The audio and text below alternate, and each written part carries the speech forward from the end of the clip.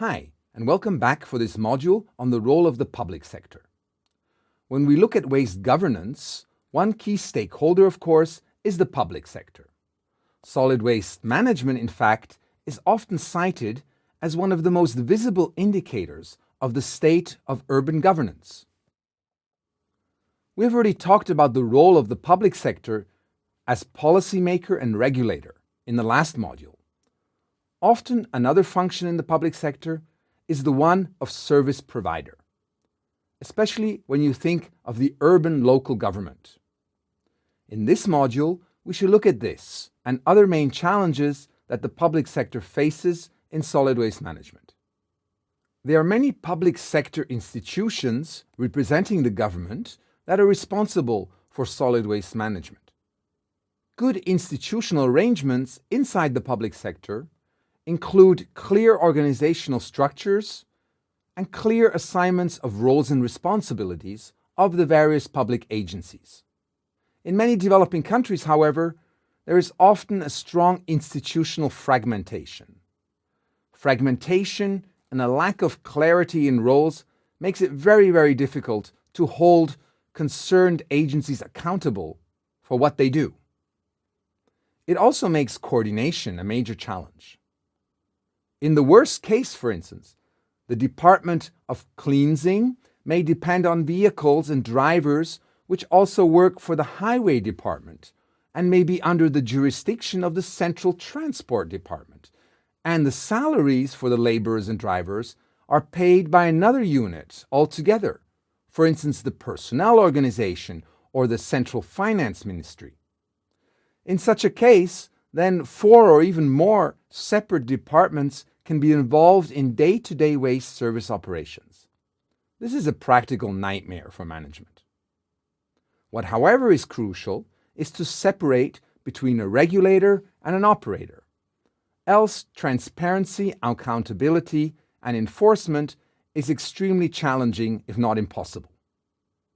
Another critical issue is whether there is a sustained political commitment to solid waste management, typically by the mayor, and not only in times when things go bad, but also when things go well.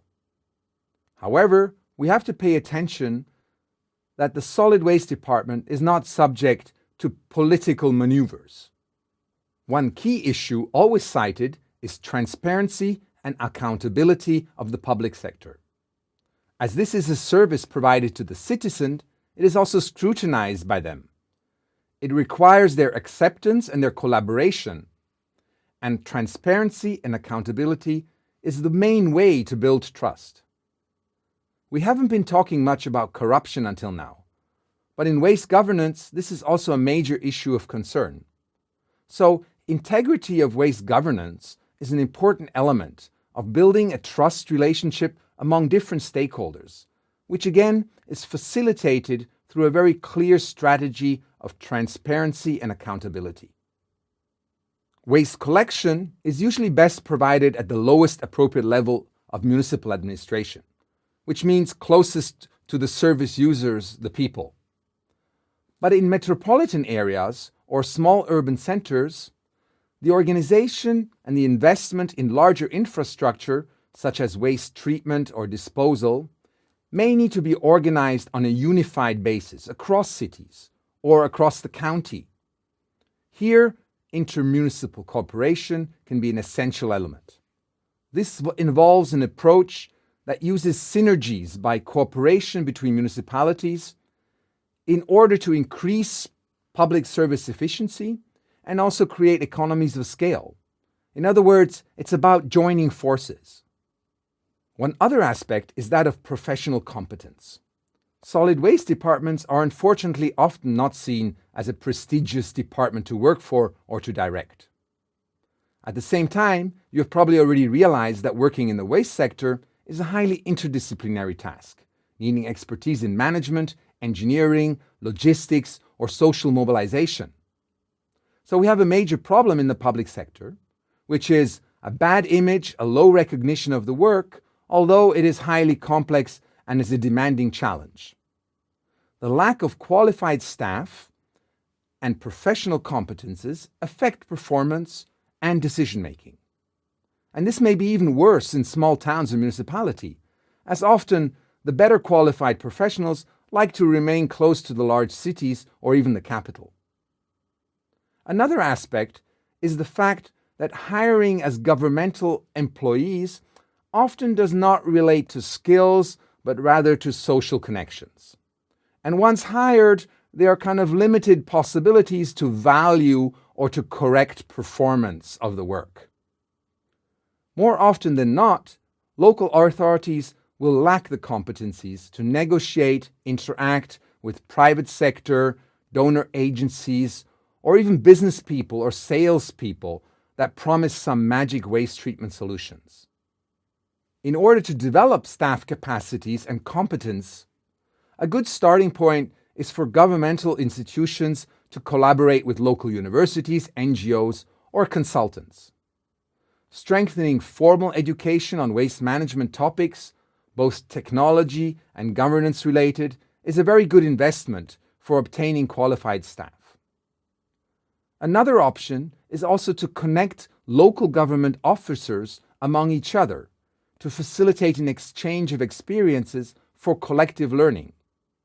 For instance, under the name PEARL, Peer Experience and Reflective Learning, a network was launched in India in 2007 by the Ministry of Urban Development for cross-learning and exchanging experiences. Documenting and publishing experiences is a good way to share, not only showing best practices, but maybe also things that not go so well, in order to learn from failures. The Pearl Network from India, for instance, has recently published a compendium of good practices in urban solid waste management. It is structured into different thematic sections as shown here. You will also find this document on the suggested readings or on our webpage if you want to look into more detail into the various good practices. Developing public sector capacity and the skills to manage this complex task does not come overnight. As an example, let me show you the case of Maputo in Mozambique. Mozambique, in a decentralization process, transferred the responsibilities of waste management to the local government or to the municipalities through their Local Government Act. This decentralization process, however, was not matched with the transfer of financial, technical, or institutional resources. And therefore, it was very difficult for these municipalities to provide an acceptable service. A specific solid waste management regulation then only followed in 2004. This finally gave local authorities the power to adopt specific rules, establish fees for waste management, or approve and license processes and technologies. It also required the local authorities to develop and submit waste management plans that were then approved by the Ministry for Coordination of Environmental Action. For Maputo, waste management falls under the responsibility of the Directorate of Hygiene, which is responsible for the execution of collection services, contracting, supervision, and disposal site management. Street sweeping was handed over to the urban district administrations. Maputo introduced specific bylaws in 2008. The current collection system comprises adequate solutions for different characteristics of the city. I'll talk more about this in a later module. The municipality still provides part of the service. Other services are subcontracted to private sector or micro enterprises, and they achieve an excellent collection coverage of 82%. Finally, the last aspect I want to mention in relation to strengthening municipal authorities is the aspect of data management. It has already come up in various previous modules, and you'll probably be hearing more about it again and again. Also, when talking about benchmarking. Measuring performance and practice can help determine effectiveness of policies, but also the effectiveness of the funds being spent for solid waste management. Besides collecting the data, it is of course essential to be able to process the raw data into useful information, which can then be used to make wise decisions. This again requires respective skills and capacities. This, of course, comes at a cost, but data collection is becoming more affordable due to innovations in information technology. So let me summarize this module with this slide. First, I highlighted the importance of clear institutional responsibilities among public sector agencies. Ideally, it would be nice to have a unique entity with operational and financial independence, as well as the power to implement. Institutional fragmentation in waste management makes life very complicated. The public waste sector needs strong, sustained political support, not only when things go bad. But it should not be hijacked for political motives. And finally, we touched upon the subject of professional expertise and how to strengthen capacity in the public sector. Thank you for listening.